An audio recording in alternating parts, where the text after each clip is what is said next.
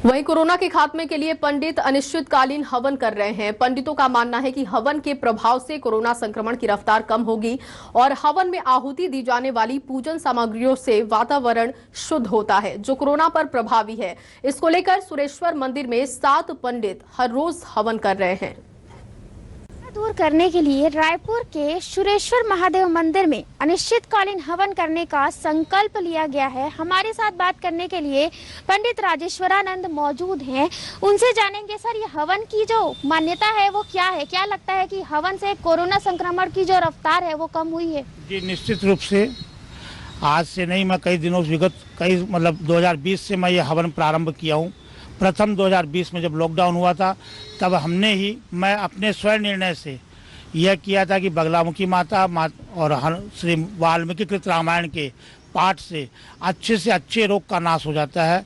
वह हमने हवन प्रारंभ किया और आज या तो मैं कहूँ या भगवान की प्रेरणा कहे कि इसको देखते हुए पूरे विश्व में हवन की प्रक्रियाएं चालू हो गई है।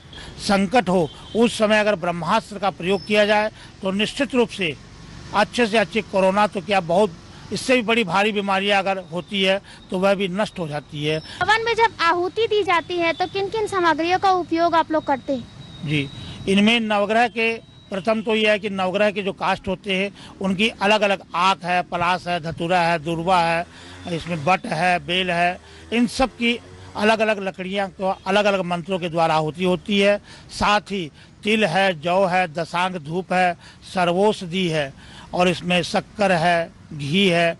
इन सभी पदार्थों को मिलाकर के यह साकल्य के रूप में इनका हवन होता है। तो निश्चित रूप से कोरोना महामारी का नाश हमारे छत्तीसगढ़ में होगा, अपितु पूरे भारत देश में भी हो, पूरे विश्व में हो। छत्तीसगढ़ के राजा है, उनसे भी निवेदन करते हैं, यहाँ के माननीय मुख्यमंत्री भूपेश बघेल जी, उनसे भी हम निवेदन करते हैं कि वह एक ऐसा कार्य सुनियोजित करे जिससे हर मोहल्ले में, हर घर में एक हवन की प्रक्रिया प्रारंभ हो।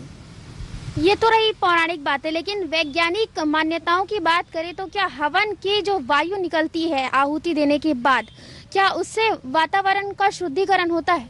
जी, यह टेरो नामक वैज्ञानिक है जो लंदन में है।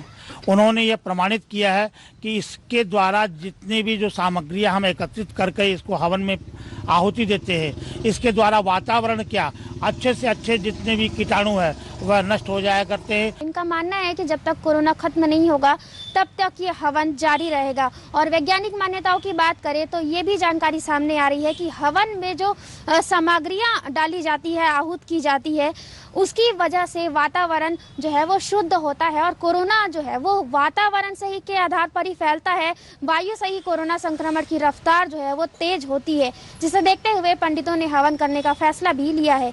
कैमरामैन जगन्नाथ राव के साथ सुप्रिया पांडे, न्यूज़ 24, मध्य प्रदेश, छत्तीसगढ़।